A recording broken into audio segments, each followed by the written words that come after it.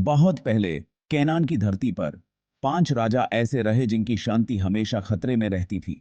ये राजा अपने रजा और प्रजा की सुरक्षा के लिए चिंतित रहते थे। वो थे सोडम, गुमोरा, अदमा, जेबोइम और बेला के राजा। इन राज्यों के राजा अपने अपने शहरों में प्रशासन चलाते थे। बरसाल तक वो चेदोरलाओमर नाम के एक दुर्देश के सम्राट के राज में रहे और उनके दिल में नफरत बढ़ती रही। यह नफरत उन्हें अंदर ही अंदर खोखला कर रही थी। साल दर साल उन्हें उससे कर देना पड़ता था। हर साल का कर उनके बोझ को और भारी कर देता था। आखिरकार 13वें साल में उन्होंने विद्रोह कर दिया। यह विद्रोह उनके लिए एक नया मोड़ था।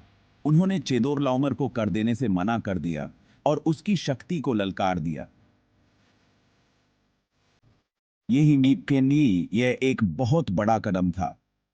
पूरी धरती सम्राट के जवाब का इंतजार कर रही थी। लोगों के बीच एक असमझ और बेचैनी थी। उनका यह बगावत एक ऐसी चिंगारी थी जिसने युद्ध की आग भड़का दी। ये आग पूरे कनान को जला देने वाली थी। Chedorlaomer Isa ruler, not then who rebellion tolerate could. He his allies then together did. Shinar of King Amraphel, Elasar of King Arioch, and Goim of King Tidal. Within, they one बहुत बड़ी army made टुक। 14वें वर्ष में चेदोरलाओमेर ने कनान पर चढ़ाई कर दी। उसका मकसद था विद्रोह को कुचलना और उन 5 राजाओं को सबक सिखाना। एक के बाद एक युद्ध हुए और हर जीत ने चेदोरलाओमेर की बढ़ती ताकत को और मजबूत किया। वो पूरी धरती पर छा गया और विद्रोह के केंद्र तक पहुंच गया। चेदोरलाओमेर ऑफ पावर ऑफ सामना करते हुए 5 किंग्स हैज देयर सेनाओं को सिद्दिम ऑफ घाटी में इकट्ठा किया। जो लड़ाई हुई वो भयानक और खूनी थी। 5 राजा हारने लगे, उनकी सेनाएं बिखर गईं और पराजित हो गईं। इसी अफरा तफरी में एक आवाज गूंजी। कुलपति अब्राम के भतीजे लूत को बंदी बना लिया गया था। अब्राम, जो एक शांत इंसान था लेकिन अटूट साहस से भरा था, उसने चुप बैठने से इनकार कर दिया। वो अपने भाई को बचाएगा, चाहे कुछ भी हो जाए। आब्रम ने अपने आदमियों को इकट्ठा किया। अपने दिल में एक अटूट विश्वास के साथ 318 लोगों की एक छोटी लेकिन दृढ़ सेना। ये लोग अपने नेता के प्रति पूरी तरह से वफादार थे। वे लगातार चेदोरलाओमेर का पीछा करते रहे, बिना थके और बिना रुके। उनका साहस, वफादारी और न्याय की प्यास से भर गया था। वे अपने उद्देश्य के प्रति समर्पित थे। उन्होंने दुश्मन को चकमा दे दिया और अपनी रणनीति से उन्हें हैरान कर दिया और रात में अचानक हमला कर दिया। यह हमला दुश्मन के लिए अप्रत्याशित था। एब्रम की बहादुरी संक्रामक थी। उसने अपने आदमियों को प्रेरित किया। उसकी छोटी सी सेना ने शेरों की तरह लड़ाई लड़ी और दुश्मन को पीछे हटने पर मजबूर कर दिया और चेदोरलाओमेर की सेना को खदेड़ दिया। दुश्मन भागने पर मजबूर हो गया।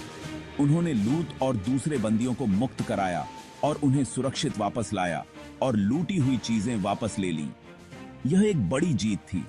एब्रम ने एक राजा का सामना किया था और विजयी हुआ था। उसकी वीरता की कहानी सदियों तक याद रखी जाएगी। युद्ध के बाद अब्राम की मुलाकात सोडम के राजा से हुई। यह एक महत्वपूर्ण क्षण था जब 2 महान व्यक्तित्व एक दूसरे के सामने खड़े थे। यह राजा अपनी रक्षा के लिए आभारी था। उसने अब्राम को युद्ध का सारा धन देने की पेशकश की। राजा ने सोचा कि यह धन अब्राम के साहस और वीरता का उचित इनाम होगा।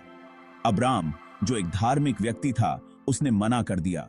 उसने कहा कि वह किसी भी सांसारिक संपत्ति को स्वीकार नहीं करेगा। वो अपने लिए कुछ नहीं लेगा क्योंकि उसका इनाम तो भगवान देंगे। अब्राम का विश्वास अडिग था और उसने अपने सिद्धांतों से समझौता नहीं किया। जीत के उस पल में एक रहस्यमय व्यक्ति प्रकट हुआ। मेल्चीजेदेक, सलेम का राजा और परमेश्वर का पुजारी। मेल्चीजेदेक का आगमन एक दिव्य संकेत था। उसने अब्राम को आशीर्वाद दिया और अब्राम ने बदले में उसे अपनी सारी संपत्ति का 10वां हिस्सा भेंट कर दिया। यह एक पवित्र और महत्वपूर्ण क्षण था। यह मुलाकात, छोटी लेकिन महत्वपूर्ण, अब्राम के विश्वास और एक नेक इंसान के रूप में उसकी जगह पक्की करती है। यह घटना अब्राम के जीवन में एक मील का पत्थर साबित हुई और इस तरह अब्राम की बहादुरी की कहानी समय के साथ गूंजती रहती है, साहस, विश्वास और परिवार के अटूट बंधन का प्रमाण देती है। यह कहानी पीढ़ी दर पीढ़ी सुनाई जाती है। यह हमें याद दिलाती है कि हम में से सबसे आम इंसान भी असाधारण चुनौतियों का सामना करने के लिए उठ सकता है। अब्राम की कहानी हमें प्रेरित करती है। आइए हम अब्राम की कहानी को याद रखें और अपने दृढ़ विश्वास में ताकत पाएं। यह कहानी हमें सिखाती है कि सच्चा साहस और विश्वास कभी व्यर्थ नहीं जाते।